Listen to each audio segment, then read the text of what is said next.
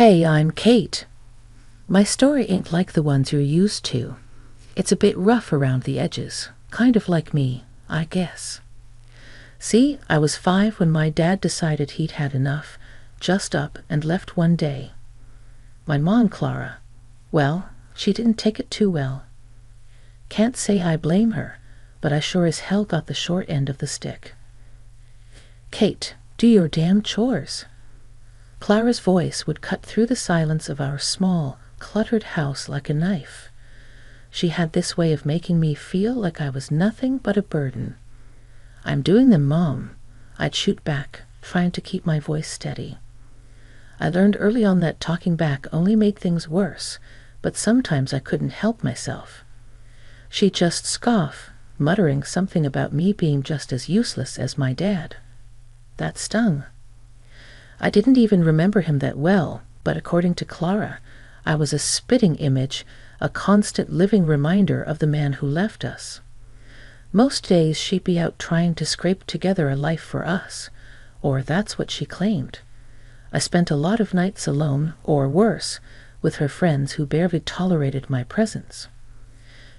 "Keep an eye on Kate," she'd say, as if I was some pet she couldn't be bothered to care for. The few times she was home, affection was in short supply. A head pat here, a distracted aha there, as I tried to tell her about my dad. It was like talking to a wall. One evening, I tried to hug her. I just wanted to feel like her daughter, you know. She stiffened up and pushed me away. "What do you want now?" she snapped, eyeing me like I asked for the moon. "Nothing," I mumbled, stepping back. I learned to stop asking for hugs after that. School wasn't much better. I was the quiet kid, the one with the hand-me-down clothes and the absent mom at every parent-teacher meeting. "Why is your mom never here, Kate?" the other kids would ask. What was I supposed to say? That she didn't care? One day, Clara came home in a foul mood, worse than usual. She had a fight with one of her friends, the kind that was supposed to watch me, but just let me fend for myself. "Why can't you be more like other kids, Kate? Look at you, sitting there with your stupid books. You're just like your father, a complete waste of space." I bit my lip, holding back tears. Arguing would only make it worse. "Sorry, Mom," was all I could say, even though I didn't understand what I was apologizing for. That night I lay in bed, listening to the silence of the house. It was overwhelming, the feeling of being so unloved, so unwanted. I'd promised myself that one day things would be different. I wouldn't end up bitter and alone like Clara. I didn't know how I'd make it happen, but I had to believe there was more to life than this. Then Mark came along. Mom married him in a whirlwind, and suddenly we were a family again. But when Lily was born, it was as if I became invisible, a ghost wandering the halls of a house that no longer felt like home. "Kate, look at your sister. Why can't you be more like her?" Mom would often say, her gaze fixed on Lily with a warmth I hadn't seen in years. I tried to remember the last time she'd looked at me like that, but came up empty. I shrugged, attempting to ignore the sting of her words. "What do you mean, Mom?" she sighed, a sound of frustration and disappointment. "Lily, so put together, so delicate, and you're always in those baggy clothes, hiding whom knows what. You could be pretty if you tried. Mark would sometimes interject, a gentle mediator in our stormy household. Clara, Kate's fine the way she is. She's smart, kind, but Mom would cut him off, her voice cold. I'm talking to my daughter, Mark. Stay out of this." The divide between Lily and me grew as she embraced her role as the cherished child. She knew she was the favorite and used it to her advantage, sabotaging me with a smile on her face. "Mom, Kate won't share her makeup with me." Lily would lie, knowing full well I had barely enough for myself. "I bought that for both of you." Mom would snap at me without bothering to check the truth. Why do you always have to be so selfish? But I'd start, only to be silenced by a look. Mark, bless his heart, tried to make peace, but his efforts were often in vain. One evening, as I helped Lily with her homework, she deliberately knocked her glass of juice over my papers. "Oops," she said, not a hint of remorse in her voice. "Lily, apologize to your sister," Mark said firmly, witnessing the scene. Lily pouted, turning her manipulation skills on. "I didn't mean to, Daddy." "I'm sorry, Kate," she lied, her apology as empty as her gaze. Mom walked in at the tail end, her eyes darting between us. Without missing a beat, she sided with Lily. "Kate, can't you see she's sorry? Stop making a scene and clean this up." Frustration boiling within me, I cleaned up the mess, the injustice of it all burning in my chest. It was always the same. Lily's word against mine, and I was always the villain in Mom's eyes. One day, feeling a mix of desperation and longing for a connection, I called Mark Dad in a moment of vulnerability. It slipped out, natural as breathing, but the fallout was immediate and harsh. Mom's face twisted into a mask of fury. "How dare you? You have a father, Kate, and Mark is not him. You're just trying to replace him because he didn't want you." Her words were like a physical blow, knocking the air from my lungs. Mark looked stricken, caught between his wife and stepdaughter, a silent witness to my humiliation. My voice broke, the hurt too deep for tears. "I thought." "What? That you could just pretend everything's okay, that you could make us a perfect little family?" Mom's voice was venomous, each word a pointed dagger aimed straight at my heart. In the end, I retreated to my room, the sound of Lily's laughter echoing behind me.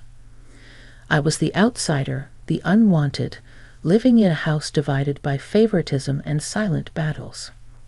Mark tried to offer solace, but his kindness was a balm on a wound too deep to heal. Growing up wasn't easy, not by a long shot. As I hit my teen years, things at home went from bad to downright miserable. Mom's critiques got harsher, and Lily, well, she was blossoming into a mini tyrant with Mom as her biggest cheerleader. One afternoon, I was trying on clothes in my room, the door barely cracked open. I could hear Lily's snickers from the hallway. "Look at Kate trying to dress up like putting lipstick on a pig," she jeered, not even bothering to lower her voice. I flinched. The sting of her words hitting harder than I wanted to admit. "Shut up, Lily," I snapped back, more hurt than angry. Mom's voice cut through the tension like a hot knife. "Kate, don't talk to your sister like that. And Lily's right, you know. Those clothes do nothing for you," she added. I stood there, a mix of anger and humiliation washing over me.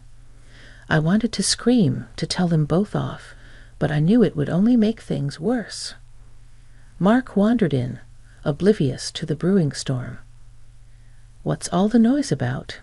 he asked, looking between us. "Lily's just being her usual charming self," I muttered, my voice dripping with sarcasm. Mark sighed, a look of resignation on his face.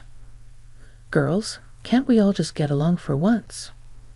"Tell her to stop picking on me then," Lily whined, playing the victim like she always did.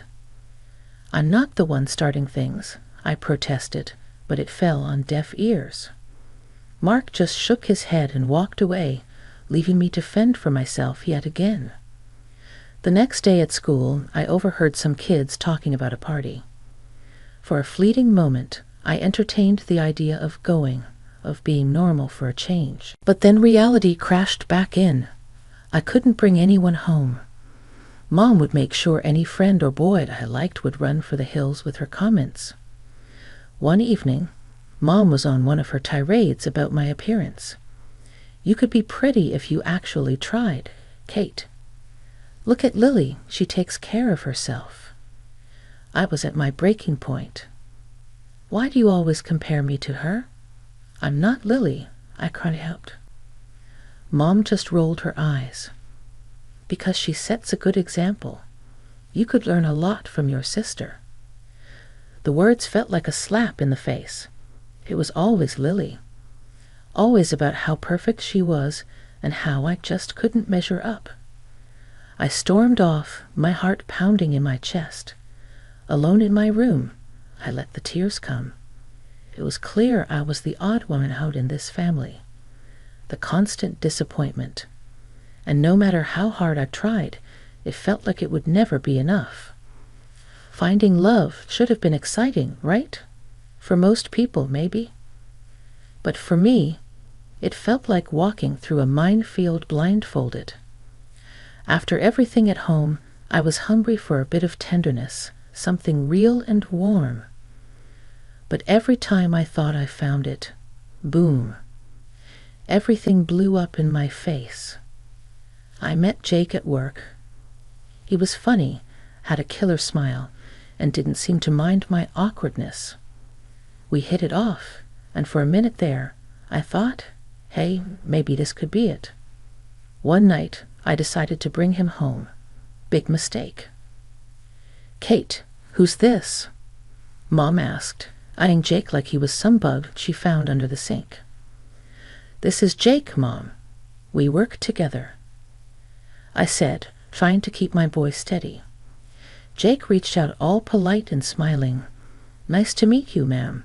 Mom just nodded, her smile tight. Once we sat down, it started. It was like she had a radar for my vulnerabilities. "So, Jake, Kate's not much of a looker, but she's got a good heart, I suppose. Keeps her room clean. That's something, right?" Mom's voice was all sweet poison, her words slathered in fake honey. I could feel my cheeks burning, my heart sinking. Jake looked at me, confusion and pity in his eyes. That look, it just about killed me. "Actually, I think Kate's great, really smart and funny," Jake said, trying to defend me. But Mom wasn't having it. "Oh, sure. But you know, boys always gotta be careful. Girls like Kate, they get clingy, think every date means wedding bells," Mom went on, each word a dagger. The evening couldn't end fast enough. Jake left, and so did any hope of us. He was cool at work but distant. Couldn't blame him. Who'd want to dive into that hot mess? It wasn't just Jake. There was Tom, Darren, and a few others. Different faces, same story. Mom would either scare them off with her warnings or Lily would do her part, spilling some made-up scandal about me. I stopped bringing guys home after that, started meeting them outside. But the damage was done. My confidence was shot. Every date felt like a ticking time bomb, waiting for the moment they'd find out about my crazy family. And bail, one night after another failed date, I came home to find Mark sitting in the living room alone. "Rough night?" he asked, the TV casting shadows on his tired face. "Yeah, you could say that," I replied, slumping down beside him. "Kate, you're a catch, you know that. Any guy would be lucky to have you," Mark said, sincere as always. I wanted to believe him, really I did, but belief was a luxury I couldn't afford, not with Mom and Lily always there, ready to remind me I wasn't enough. "Thanks, Mark. Just got to keep looking, right?" I forced a smile, but inside, I was crumbling. "Yeah, keep looking. He's out there, Kate. Someone who'll see you for the amazing person you are," Mark encouraged, his optimism a faint light in the darkness. I nodded, not really convinced, but grateful for Mark's belief in me. Maybe one day I'd find someone who looked past the mess, saw me, and stayed. Until then, I'd keep searching, hoping for a love that could withstand the chaos of my life. A few years down the road, and here I am, Kate at 27, carving out a slice of life for myself. I've got a decent job as an economist at this big company, and I've been living in my little slice of independence, a small apartment that's all mine. But the real game changer? Meeting Alex. He's not just some guy, he's the guy, the one I can actually picture the whole till death do us part scenario with. One evening, lounging on my thrift store couch, Alex turned to me, his eyes serious but kind. "Kate, I think it's time we introduce each other to our folks. I mean, if we're serious about this, and I know I am, they should know, right?" My stomach did a somersault. Meeting his folks? Sure. My family? That's a whole different ballgame, Alex. You know I'm all in with you, but my family, it's complicated. I took a deep breath, spilling the beans about the whole ordeal with Mom and Lily, leaving out no gritty detail. Surprisingly, he didn't bolt. Instead, he squeezed my hand tighter. "We'll face them together," he said, and just like that, I felt a bit braver, so I bit the bullet and called Mark. Out of everyone, he's been a steady rock in the shifting sands of my family drama. "Mark, I've got news. I'm seeing someone, Alex, and we're engaged." There was a pause, and then Kate exclaimed, "That's fantastic. When do we get to meet him?" Mark's enthusiasm was like a warm blanket. He didn't skip a beat, jumping straight to when, not if. I let out a breath I didn't know I was holding. "Soon, Mark. I'm a bit on edge about Mom and Lily. Don't you worry. I'll smooth things over on this end. Just bring that young man over. It's about time there was some good news around here," Mark reassured me. Hanging up, I turned to Alex, who'd been watching me with a mix of curiosity and concern. "Well, Mark's on board." "Looks like we're doing this," I said with a grin, pulling him into a hug. "See? Step one down. We'll handle the rest just fine." But as the day approached, I couldn't shake off the nerves. Meeting Alex's folks went better than I could have hoped. They were warm, welcoming, everything you'd want in potential in-laws. It gave me a sliver of hope, maybe too much. Now, as I paced the length of my living room, I tried to muster that same hope for the upcoming dinner at my family's house. Alex, ever the optimist, assured me it would be all right. But deep down, I knew the storm that was brewing. It was going to be a showdown, my past against my future. But with Alex by my side, I felt a tad more courageous. Still, I couldn't help but run through every possible scenario, each ending more dramatic than the last. "Kate, it'll be okay," Alex said, catching me mid-pace and pulling me into his arms. "Whatever happens, we're in it together." The air was thick as Alex and I approached my mom's house, both of us bracing for what was coming. Little did we know, the evening had a twist in store. "Kate, Alex, finally." Mom greeted us at the door, her usual frostiness replaced by a warmth that felt out of place. As soon as we were settled and introductions were out of the way, the bomb dropped. "So, Alex, Kate tells me you're quite the big-shot director of your company and all," Mom said, her eyes lighting up in a way I hadn't seen in years. Alex, ever humble, just nodded. "Well, I wouldn't say big shot, but yeah, I've worked my way up." That's all it took. Suddenly, Mom was all smiles and praises, hanging on Alex's every word. The transformation was almost comical if it wasn't so painfully obvious. Dinner was served, and the atmosphere had done a complete 180. Mom was laying it on thick, every other sentence aimed at showcasing how wonderful our family was, especially Lily. "Lily's just been accepted into the honors program at school," Mom boasted, shooting a look at Alex as if to say, "See, we're a family of achievers." Lily ate up the attention, adding her own embellishments. "Yeah, I've always been top of my class. I guess it runs in the family," she said. I couldn't help but roll my eyes. Alex gave my hand a squeeze under the table, a silent show of solidarity. Mark, bless him, tried to keep things balanced, mentioning some of my achievements. But Mom steamrolled over him, redirecting the conversation back to Lily and, whenever possible, Alex's impressive career. As the night wore on, Mom's tactics became even more transparent.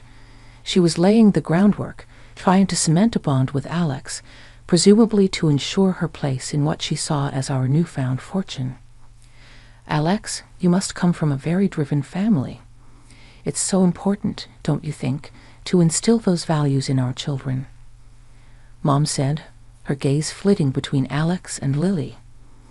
Alex, to his credit, handled it with grace. "Absolutely, hard work and integrity go a long way," he replied deliberately, including me in the conversation with a look as we made our excuses to leave. Mom was all but hanging off Alex, insisting we visit more often. "You must come for dinner again soon, Alex. It's been such a pleasure," she gushed, practically ignoring me as we said our goodbyes. Once in the car, Alex let out a low whistle. "Wow, that was something else. Your mom really knows how to lay it on thick." I sighed, leaning back in my seat. "Yeah, sorry about that."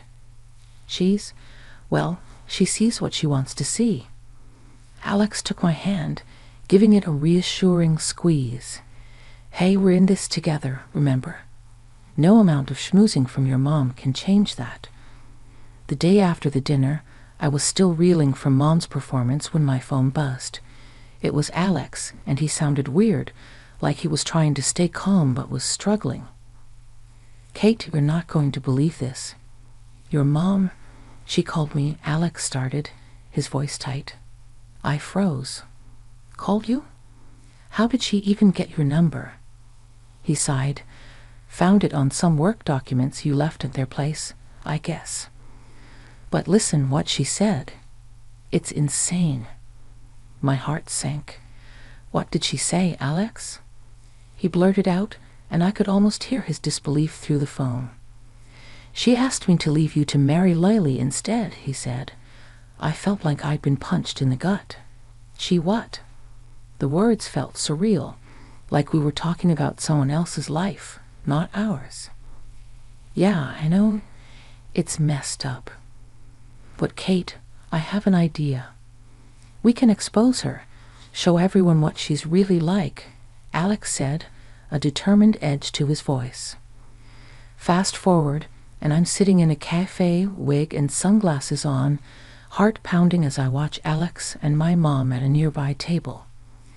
The conversation flows, with my mom laying out her absurd proposal like she's negotiating a business deal, unaware of the dictaphone hidden in Alex's jacket. As the meeting wraps up, my mom leaves the cafe all smiles and confidence. I watch her go, shaking my head. This was a woman I no longer recognized, a stranger wearing my mother's face. Alex joined me, his face a mix of concern and anger. "You okay, Kate?" I looked up at him, my decision clear. "Yeah, I'm okay. Let's go home. We have a wedding to plan." The day had come for truths to be laid bare, for masks to fall off, revealing the raw reality underneath. I walked into my parents' house not as the Kate they thought they could manipulate, but as someone who had seen through their deceit. As I stepped in, my mom greeted me with a smug smile, one that made my stomach churn. "Well, look who decided to show up. Too bad Alex won't be joining us anymore, right? He's chosen Lily over you," she gloated, her voice dripping with false pity. Mark, standing beside her, looked confused, his eyes shifting between Mom, Lily, and me. "What's going on here?" he asked, his voice heavy with concern. I didn't respond immediately. Instead, I locked eyes with Alex, who had followed me in. We shared a silent nod, a mutual agreement that it was time to end this charade. "Actually, Mom, Alex is here," I said, stepping aside to reveal him. Mom's face faltered, her confidence slipping for a moment before she masked it with indifference. The room was heavy with anticipation as Alex hit play on the recorder. My heart was racing, knowing the weight of what was about to be heard. As my mother's voice filled the room, you could feel the atmosphere shift. "I never loved Kate," her voice echoed, each word a dagger. "And Mark, I married him for his money, nothing more." The recording stopped, but its impact lingered heavy and suffocating. The silence that followed was broken only by the sound of my stepfather's voice, strained and full of hurt. I can't believe this." Mark finally spoke, his voice barely above a whisper, but carrying a storm of emotions. His gaze shifted from the recorder to my mother, seeking some denial, some sign of remorse, but there was none. Mark stood up, his decision clear in his hardened gaze. "That's it. I'm done. I want a divorce," he declared, his voice stronger now, resolved. "You need to leave the house." The fallout was immediate. Accusations flew, tears were shed, and the fabric of our family was irreparably torn. My mother and Lily, united in their scheme, were now facing the consequences of their actions, isolated by their own greed and deceit. As for me, standing there amidst the chaos, I felt a strange sense of peace. The truth, as painful as it was, had set me free from the web of lies that had ensnared our lives for too long. In the weeks that followed, I focused on rebuilding, on planning a future with Alex, one based on trust and love. We got married in a small, intimate ceremony surrounded by friends and those who truly cared for us. Mark was there, his presence a symbol of the family ties that still held despite everything. Mom and Lily, I made the difficult decision to cut ties. It wasn't easy, but it was necessary for my peace of mind, for my happiness. As Alex and I stood together, hand in hand, I realized that this was just the beginning, a new chapter free from the shadows of the past, ready to face whatever came our way together.